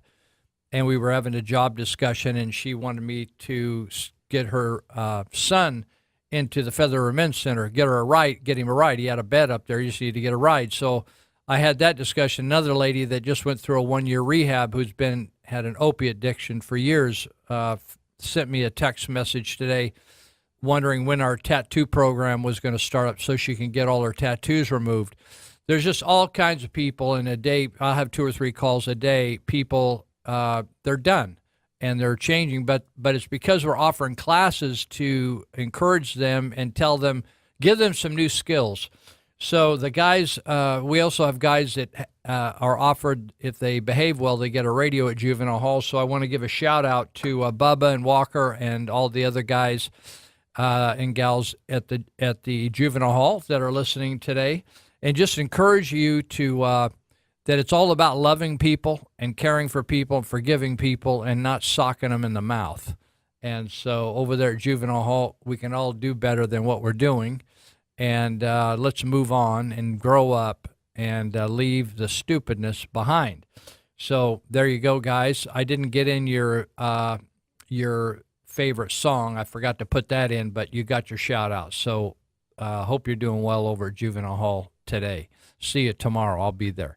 So, okay, I wanted to tell you, as politicians, we talked earlier about politicians pressing you for more money, more money, more money, more money. And I'm telling you, if you'll pay attention to the Trump administration, most of the money that is being taken from us is being wasted. I'm going to say that again. Most of the money that is being taken is being wasted. I'm going to give you a couple examples. One of the big black holes of waste is the National Institute of Health. Now, what a great sounding name, right? National Institute of Health. Everyone wants to be healthy. It's kind of like Planned Parenthood. Everybody wants to be organized and a good parent, right? But Planned Parenthood is about killing children. The National Institute of Health wastes hundreds of millions of dollars a year on just absolutely asinine things. So here's one. $350,000 to study what methods of contraception are sexually acceptable to women. The University of Wisconsin-Madison study aims for more women to use birth control so they can fully realize the social, economic, and health benefits of not having children. I want you to think about that. We're giving $350. Now, it's one thing if somebody's a multimillionaire and they believe in this and they want to give some money to a woman who studied female gender studies. That was her focus. She had a major in gender studies. It's one thing if some independently wealthy guy or gal wanted to give this woman and believed in this. But they are forcibly taking money from you and me and giving it to the University of Wisconsin-Madison. And this is the quote of what they're trying to accomplish. For more women to use birth control. Birth control in itself kills babies. If you don't, ask your doctor. It just doesn't prevent a pregnancy. If there is conception, it has an element of chemical in it that will kill the fertilized egg. So hold that thought. If you're ignorant to that, you can educate yourself. I don't have to do that here. So for women to use, it's encouraging to use birth control so they can fully realize the social, economic, and health benefits of not having children. Now, this is anti-God, right? God said to have children. That's a good thing. Said it's a blessing. Kids are a blessing. Last time I looked, I always thought kids were a blessing. I like kids. I like to work with kids. I like to go to Juvenile Hall and hang out with kids there, talk to kids, listen to kids. I coach soccer. I coached basketball. We had tutoring programs for kids. We've done work at all the grammar schools, teaching character. I love kids. So this is anti-God. God loves kids. Right? Jesus let the kids said, get away from me. Let the kids climb up on me. I love kids. This is anti-God. And yet we are funding this with our taxes. And so let me go on. The researchers will follow women using birth control for a year. We're going to pay people to do this, hoping to discover which method of contraception women like best while having sex. Hold that thought right there. High rates of contraception dissatisfaction, switching, and discontinuation in the U.S. demand new approaches to contraceptive acceptability and promotion. That's what the grant says. Behavioral models of contraceptive use have failed to address sexuality, even though contraception is designed for sexual activity. You know something, people? These people got a stupid gene in their DNA somewhere, and they have tapped in. Now, the lead researcher, I feel sorry for Jenny Higgins and her parent. She's associate professor in the gender and women's studies. Can you imagine? You raise, you pray for, feed, hold when they're sick, get them to go to college, and she ends up focusing on gender and women's studies. And you know one of her key focuses is people who identify as lesbian, bisexual, and queer, among other things.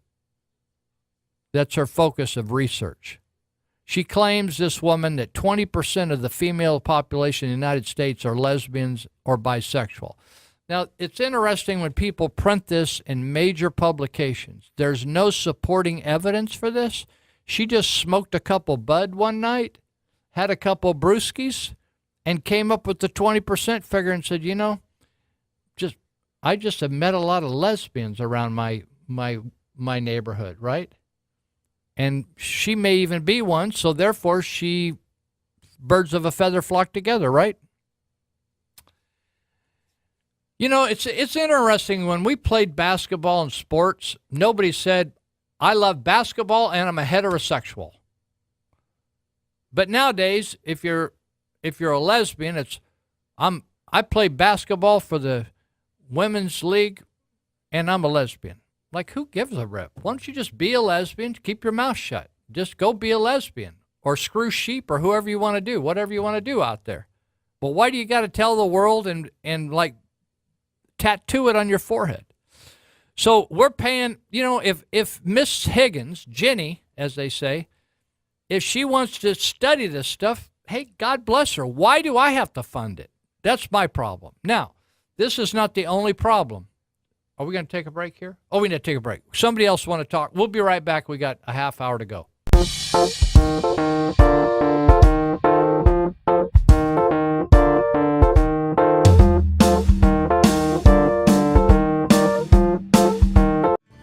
When I turned 18, I couldn't wait to vote. After all, voting is a privilege for all Americans, right? Then I did the math. Did you know that the northern third of California only has 3 out of 80 seats in the Assembly and 3 out of 40 seats in the Senate?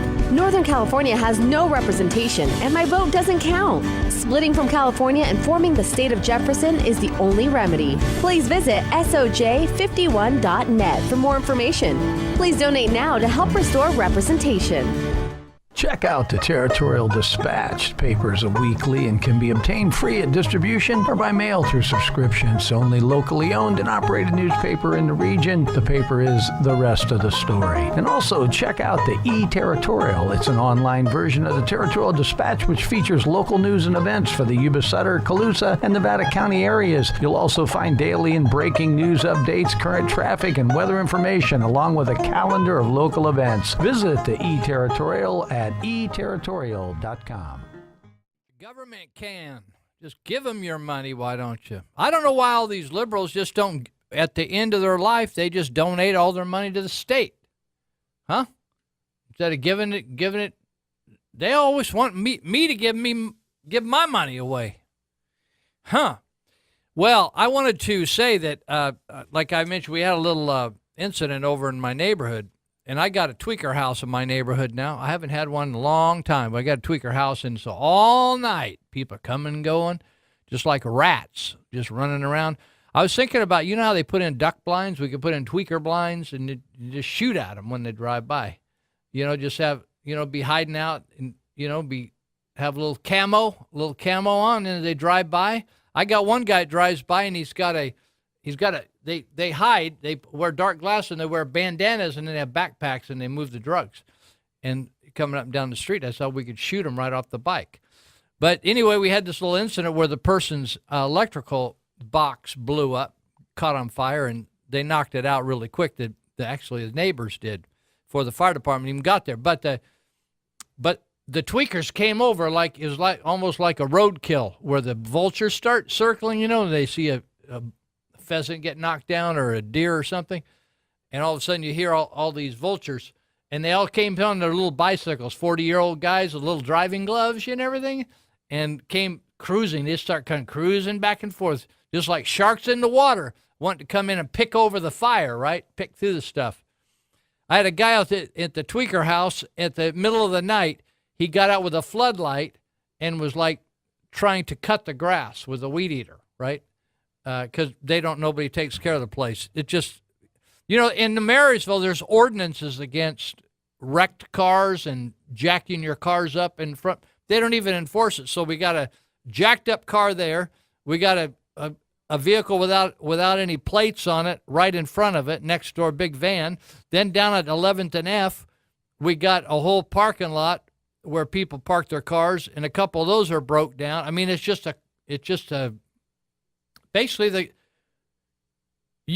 it's interesting. You finance government for one reason, to provide public safety, and they can't provide it. They cannot provide it. I called over the police today, and I said, can you have the fire department call me? Never call me. It's just like, hey, a phone call. I call them at 7 this morning. Can you connect me to the fire department? I just want to talk to them about something that happened. Never call me all day. Have my cell phone. And, it's just like they can't, have you heard about the DMV?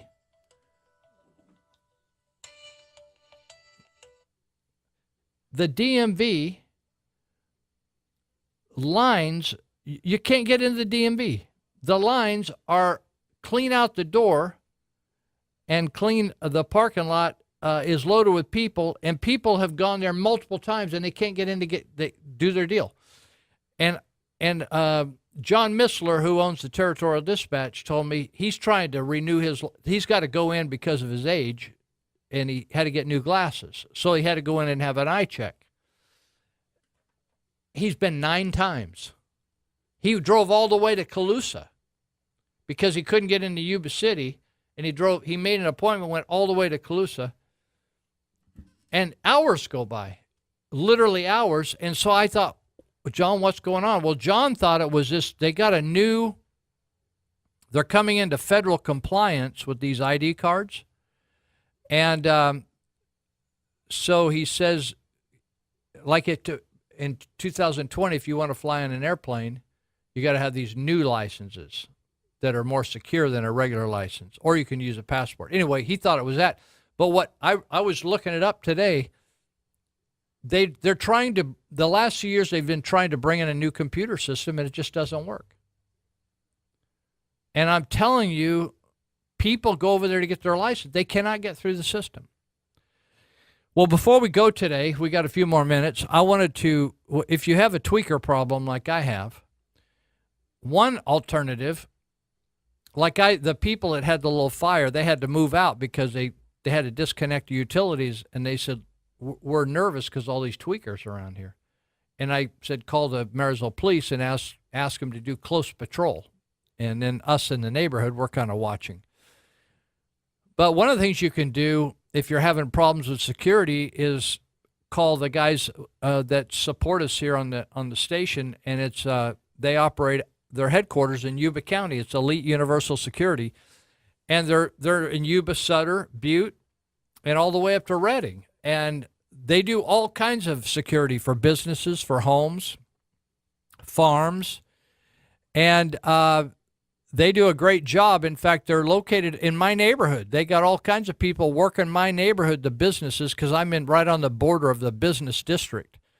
But there's so many panhandlers and people sleeping all over and stealing stuff and dumping upside down garbage cans and doing weird stuff because when people are loaded on drugs, they're not thinking right. And so they do stuff that's really strange. Like I watched a guy today try to eat a burrito and drink a soda, and the guy was just unbelievable.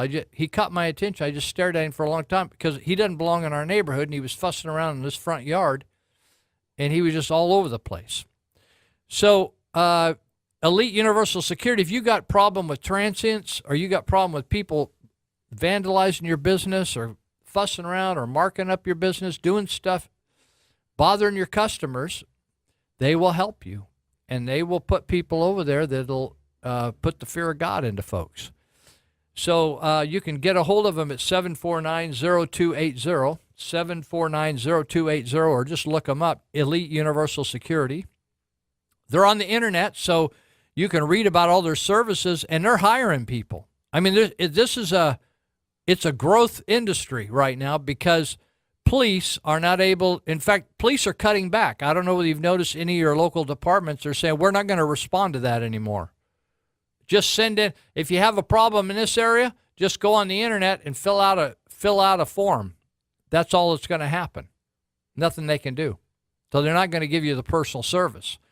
So more and more, we're paying these fantastic costs for government, and they're doing less. So then you got to turn around and hire a private firm to come out and do the job for you.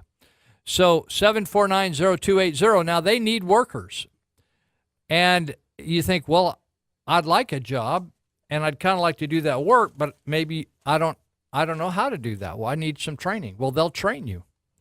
And they actually, they have the classes, and you can go on their website, their education website at api-academy.com, api-academy.com, and you can look up when all their classes are being offered.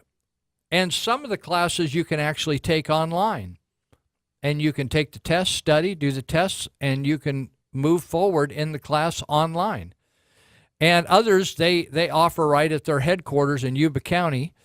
And coming up, it's going to be too late for this weekend, but later in the month in June 23 and 24, they're going to have initial exposed firearms and concealed weapon training and permitting.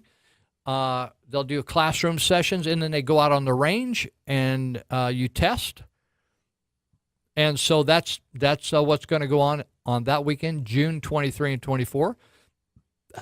However, they have all kinds of classes, and you can check them out online, and you can call them up. And so some of the classes, they will do them, but they need a minimum amount of people that want to do it, like pepper spray. Maybe they say, we'll do a pepper spray class, but we need maybe 3 people to do it, minimum 3. But they'll do guard card training, pepper spray training, handcuff training, taser certified training, de-escalation of force training, guard card training. So they will do the work for you. And so some of you that want to be police officers, and they have the police academy out at Yuba College, maybe you're in between semesters or whatever, and you'd like to get some courses under your belt, this is a good way to do it. And I was talking to Monty Hecker, who owns and started this business, and he said, Lou, a lot of our people have gone from our work and gone into full-time law enforcement work, or gone to work for the hospital or any of the school district or whatever. So they're also looking for people if you're not, like we're in Yuba County where we're broadcasting from, but if maybe you're up in Butte County, they need some people up there. And so just because these guys are down here, they'll hire you. They, at one time, and again, this is listed on the internet, on their website, they needed an armed officer in Chico. They needed a couple part-time officers. Maybe you have a job and you need to pick up an extra job to make some extra money to cover some bills. You can do this part-time. They also need a full-time patrol officer in Chico. So some great opportunities. Elite Universal Security, 749, I think it's 0280, 749-0280. Check it out. And or if you need a problem solved in your business, they tell me that they work themselves out of a job because they fix the problem, and then it's fixed, and you don't need to have them standing around over there. They just solve it, and they work with the police to solve it. So check that out. All right. So I wanted to, I was talking before the break, and then before I talked about Elite Universal Security, I was talking about how most of the money that is taken from us is wasted. And I talked last week, I think, and I wrote an article about this, of how now this is just pure BS propaganda. The fact that this, quote, food insecurity, quote unquote, food insecurity. They can't convince anybody that anybody's starving, so they call it food insecurity. We're just not sure we're going to eat, so we're going to now provide meals at all the campuses, or a lot of the campuses in the Yuba Sutter area. Now just think of this. Who do you think's behind that, besides the union wanting to just hire more people and get more money and more union dues? So can you imagine kids saying, hey, Mom, I don't like what you got today, so I'm just going to go down to the school and eat? If I said that, my mom would slap me and shove some soap down my throat. Are you kidding me? Just going down to school and eat? Not going to eat your food? Not going to eat the family food? How perverted is government when they want to try to be mom and dad? So now we have, one day the kids aren't eating enough. The next day they're eating way too much. And now we're going to have CPS get involved and take the kids away from parents because the parents are feeding them too much food. So now we have the federal government, again, my favorite, National Institutes of Health, spending nearly $600,000 for a study that aims to fight obesity by making people take the bus. Making people take the bus. In other words, they don't want them driving a car, so they want them walking to the bus stop. So those little steps, however much steps. So the study being conducted, this is another university hustling money. Now, I don't have any problem. If Boone Pickens, the big oil man, wants to give money to Texas University to study fat people, God bless him. But to take taxpayers' money, now they're going to let residents of El Paso take the bus for free to see if walking to the bus stop and riding the bus will help them lose weight. Now we got to study this. I figure a lot of stuff out just by, why don't we pay people just to watch all the new YouTube videos on teaching how to lose weight, right? Taxpayer-funded researchers call taking the bus to lose weight, quote unquote, innovative. Obesity. See, 1 week we're talking about people having food insecurity. The next week, people are it doesn't matter. We'll just call something a crisis and we take some more money out of the pot. Obesity, it says, poses a major risk factor for the onset of or exacerbation. That means it's going to get really funky. Of many chronic conditions in the U.S., like cancer, diabetes, heart disease. Don't you want to stop that? That's the feeling they give you. Scare the hell out of you. Oh, you don't want to stop that. So you don't want to spend any, you're so tight, you don't want to spend any of your tax money fighting cancer, diabetes, and heart disease. Then you get down to the bottom of it. It's to pay from some old fat lady to ride a bus. So it calls for innovative intervention approaches to promote physical activity as a measure. So we can't just tell the lady to look on the TV and do some exercise in her front room. No. We got to pay her bus bill now. The grant for the project states all this. Although a promising new form of transit that combines the capacity, speed, and reliability of a rail transit is called bus rapid transit. Who thought up that kind of thing? It's like these people are so brilliant. Where do these people come from? And they criticize Donald Trump.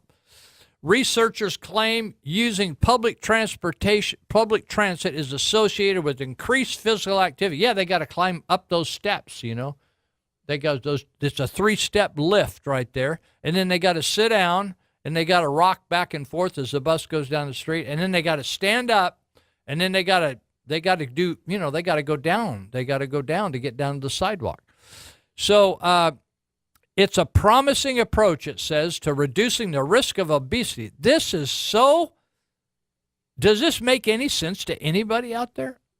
But you weren't asked whether you wanted to do it, right? Just like Robert Bendorf and Scott Mitnick in Sutter County, Robert Bendorf, they don't ask you how to spend your money.